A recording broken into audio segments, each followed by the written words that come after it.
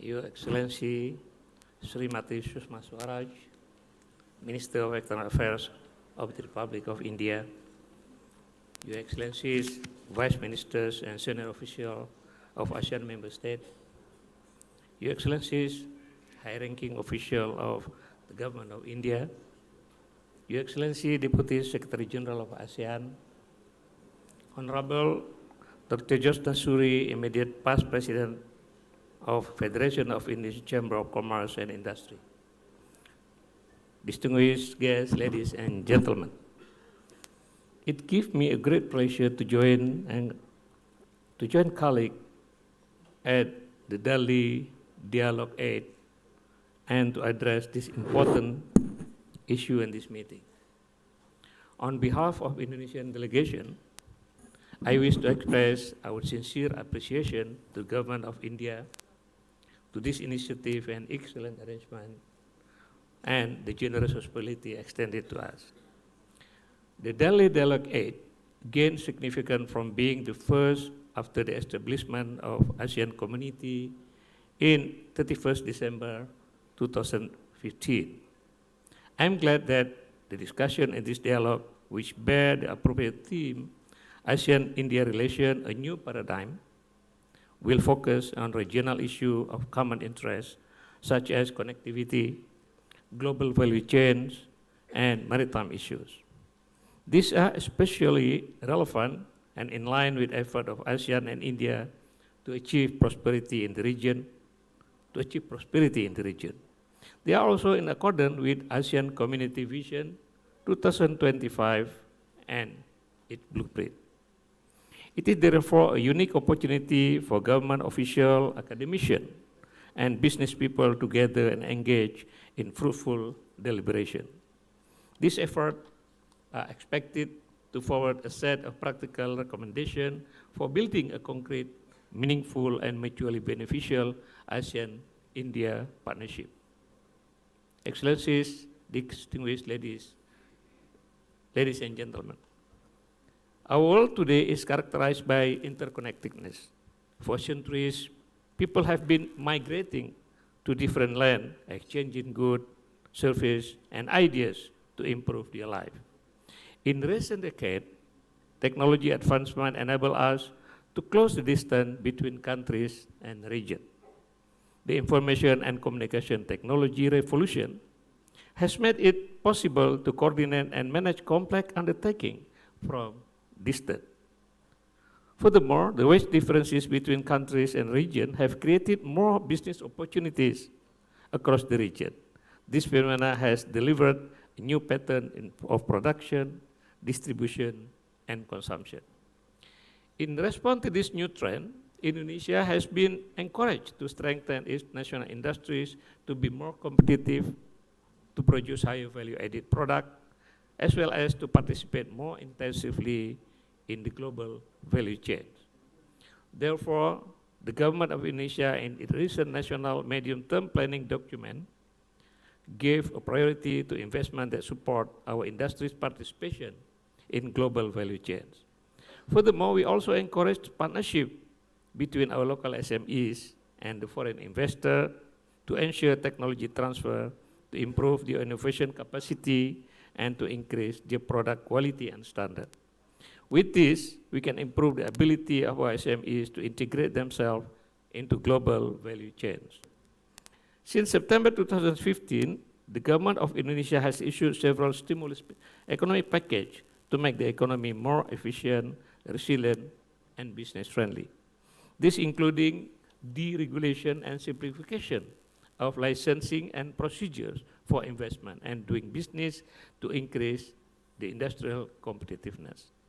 It is obvious that the world interconnectivity has made countries dependent to each other.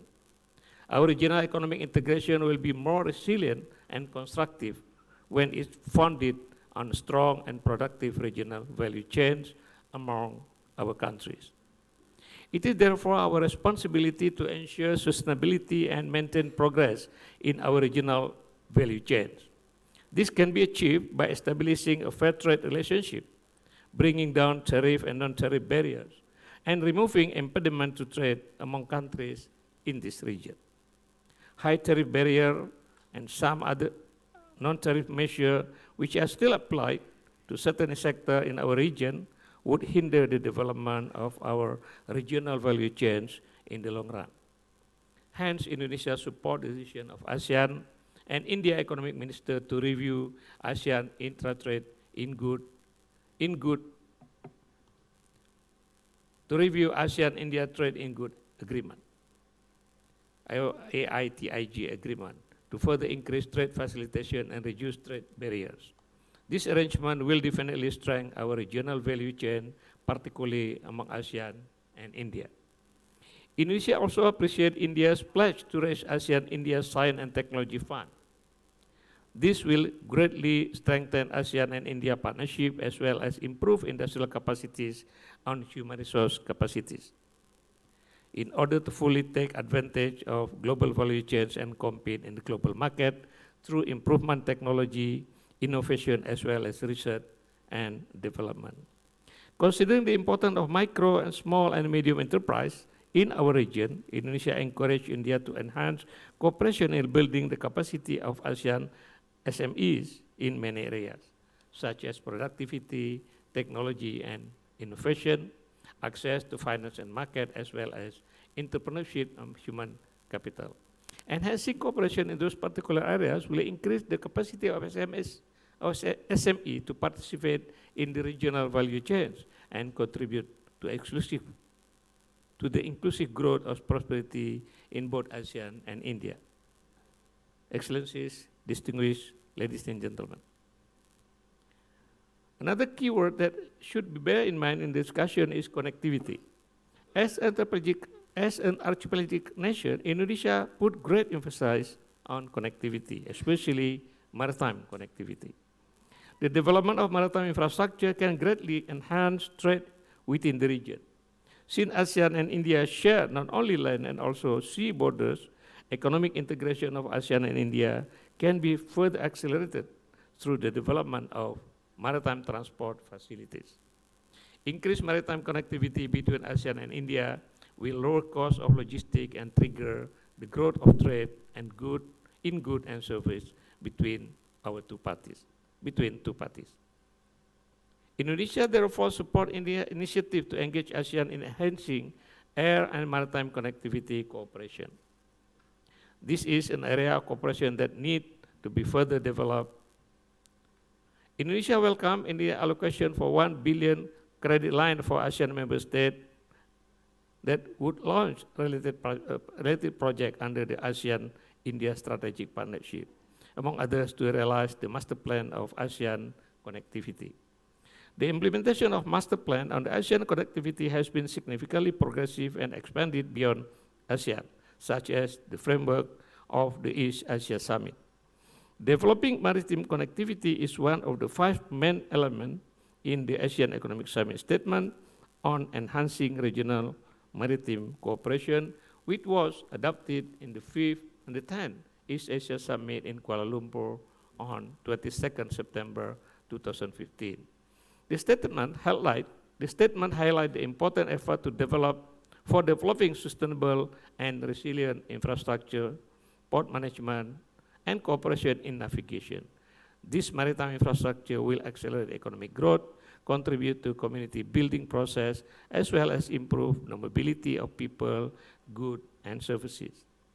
Since Indonesia views India as a strategic partner in the promotion of maritime connectivity in the region, Indonesia therefore appreciates India's support for the adoption of aforementioned East Asia Summit statement and its implementation, particularly its provision on development of maritime connectivity. Moreover, Indonesia looks forward to India's continued involvement in maritime cooperation, not only with the framework of the ASEAN-India Strategic Partnership, but also in other ASEAN-led mechanisms, such as the East Asia Summit, ASEAN Defense Minister Meeting, plus the Expanded Maritime Forum and the ASEAN Regional Forum. Excellencies, distinguished guests, we believe that peace, security, and stability is a prerequisite for the enhancement of ASEAN-India partnership. As the chair of the Indian Ocean Rim Association, IORA, from 2015 to 2017, Indonesia also seek Indonesian support for the adoption of IORA Concord, which is scheduled to be adopted in the first IORA summit in Indonesia in March 2017. The IORA Concord is expected to be a landmark document that will contribute to building a more secure, prosperous, and stable Indian Ocean region. The Concord highlights the principle of freedom, independent, non-interferent, peaceful settlement of dispute, as well as trust and confidence as a basis for strengthening cooperation.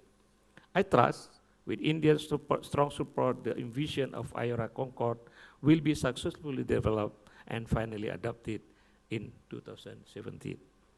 Last but not least, I'm optimistic that with India policy of not only looking east, but also acting east, and with India continued support for the ASEAN-India common values and goals, our partnership will continue to grow from strength to strength in years ahead. Thank you.